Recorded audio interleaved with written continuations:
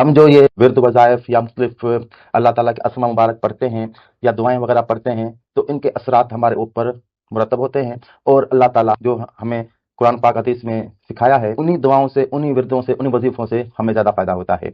कोई आदमी अपने तरफ से ना इबादत तख्लीक कर सकता है, ना इबादत बना सकता है। जो ये सोचता है कि वो अपनी तरफ से कोई इबादत बना सकता है, वो सरी गुमराही में है। और ना सिर्फ वो खुद गुमराह है बल्कि दूसरों को गुमराह कर रहा है, क्योंकि इबादत जो है वो सिर्फ और सिर्फ अल्लाह ही बता सकता है, अपने कलाम के ज़रिए और अपने मुंतखब अंबिया के ज़रिए। महबूब सल्लल्लाहु अलैहि वसल्लम, नबी पाक सल्लल्लाहु अलैहि वसल्लम को अल्लाह ताला ने इबादत का तरीका सिखाया और नबी पाक सल्लल्लाहु अलैहि वसल्लम ने वो तरीका उम्मत को मुंतकिल किया। अब अपनी तरफ से कोई भी इंसान नबी पाक सल्लल्लाहु अलैहि वसल्लम के बाद अपनी तरफ से इबादत तख्लीक नहीं कर सकता। किसी चीज को बुनियाद बना के ये नहीं कह सकता क्योंकि फलां चीज इस तरह हुई, इस तरह करना इबादत है। इबादत वही है जो अल्लाह ने और अल्लाह के हबीब सल्लल्लाहु अलैहि वसल्लम ने हमें बता दिया। अल्लाह पाक फरमाते हैं, फतलक्का आदमु मिन रब्बिही कलिमातिन फताब अलैहि इन्नहु हुवत तव्वाबुर रहीम। फिर आदम ने अपने रब से चंद कलिमात सीख लिए, बस अल्लाह ने उनकी तौबा कबूल फरमा ली, बेशक वही बहुत तौबा कबूल करने वाला मेहरबान है।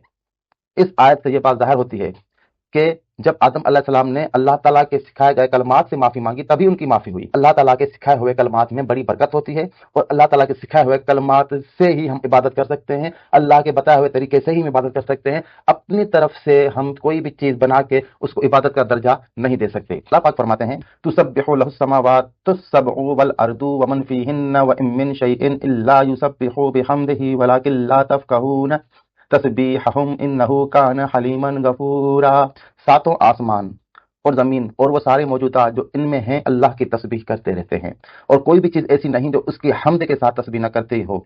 लेकिन तुमको उनके हम्द का पता नहीं है, उनकी समझ नहीं है। बेशक अल्लाह पाक बड़ा बुर्दबार, बड़ा बख्शने वाला है। इंसान ही गफलत में मुब्तला है, वरना कायनात की सारी मखलूकात अल्लाह के जिक्र और तस्बीह में मशगूल है।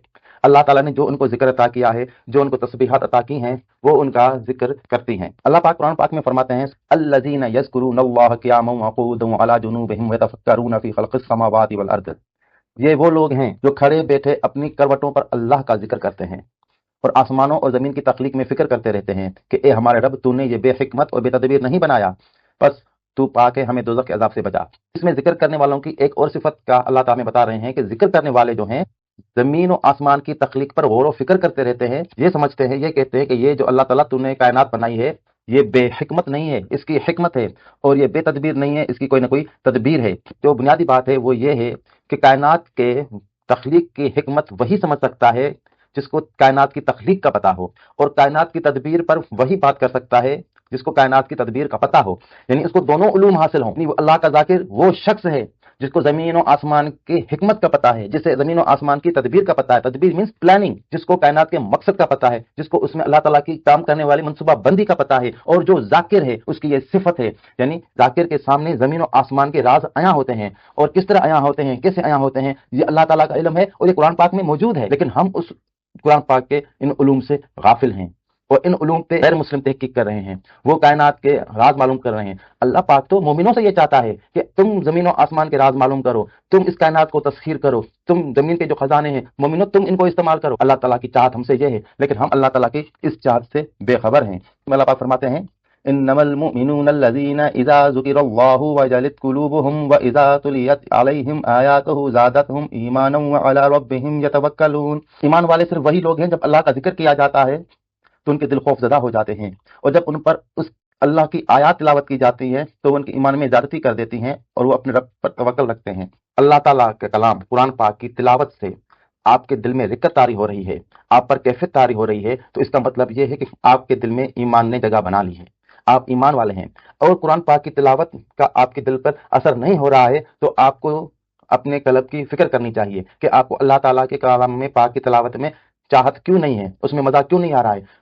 कलाम पाक की समाअत करने से आपको अल्लाह ताला का खौफ, अल्लाह ताला की खशियत क्यों नहीं आ रही है। खशियत से मुराद वो कैफियत होती है जिसमें इंसान बेअख्तियार रोना शुरू कर देता है। तो अगर हम इस कैफियत से वाकिफ नहीं हैं, कुरान पाक की तिलावत से, अल्लाह ताला की बातों से हमारे अंदर में खशियत नहीं आ रही है, अल्लाह ताला की बातों से हमें अल्लाह का खौफ नहीं पैदा हो रहा है, यानी खुद ब खुद दिल में नरमी नहीं आ रही है, आंसू नहीं निकल रहे हैं, हमें अपने कल्ब की फिक्र करनी चाहिए। और ये कुरान पाक की आयत है, ऐसा नहीं है कि कोई अपनी तरफ से बातें बताता। نہ میں تفسیر کرتا ہوں نہ میں تشریح کرتا ہوں، قرآن پاک کی آیت کے تراجم بیان کرتا ہوں اور ان تراجم سے ایک عام انسان کو جو اس کا مطلب سمجھ میں آتا ہے وہی بیان کرتا ہوں۔ یہ اس قرآن پاک کی آیت میں اگر آپ میں یہ کیفیت نہیں پائی جاتی یا مجھ میں یہ کیفیت نہیں پائی جاتی تو میں بھی اس میں شامل ہوں، میں کوئی آسمان سے اترا ہوا نہیں ہوں، میں بھی ایک انسان ہوں اور انسان گناہ گار ہوتا ہے، لیکن یہ قرآن پاک جو جس کی تلاوت کی جا رہی ہے یہ حق ہے اور یہ حق اور باطل کے بیچ میں فرقہ کرنے والا ہے، اس کو الگ کرنے والا ہے۔ اللہ تعالیٰ نے اس میں وہ ساری باتیں قرآن پاک میں بتا دی ہیں جس سے ہم اپنے آپ کو ٹٹول سکتے ہیں، اپنا وزن کر سکتے ہیں، اپنے احتساب کر سکتے ہیں کہ کیا ہم وہ ہیں جس کا تقاضا اللہ تعالیٰ ہم سے کر رہا ہے۔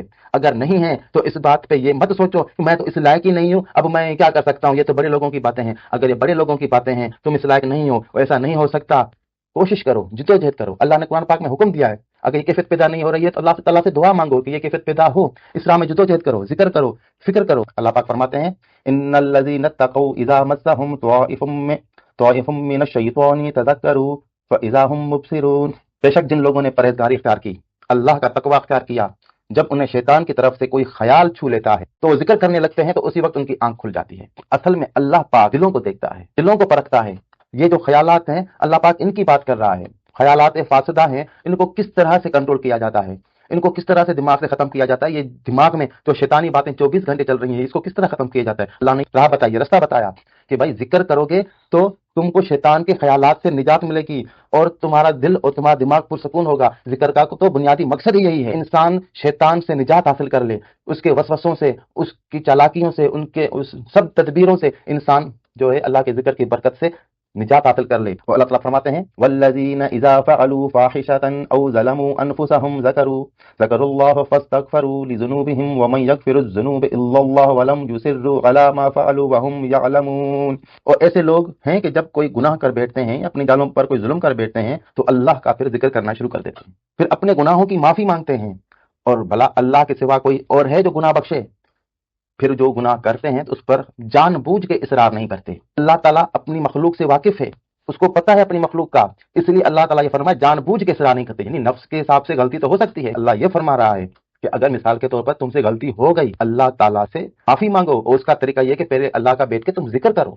ذکر کا طریقہ یہ ہے کہ تم اللہ اللہ کرو، اللہ کے اسم بار کا ورد کرو اور قرآن پاک کی تلاوت کرو، نمازیں ادا کرو، درود پاک پڑھو اور پھر اللہ تعالیٰ سے معافی مانگو۔ جب تم نے ذکر کی ساری کیفیات حاصل کرنی، انشاءاللہ تعالیٰ اللہ تعالیٰ تمہارے گناہوں کو معاف کر دے۔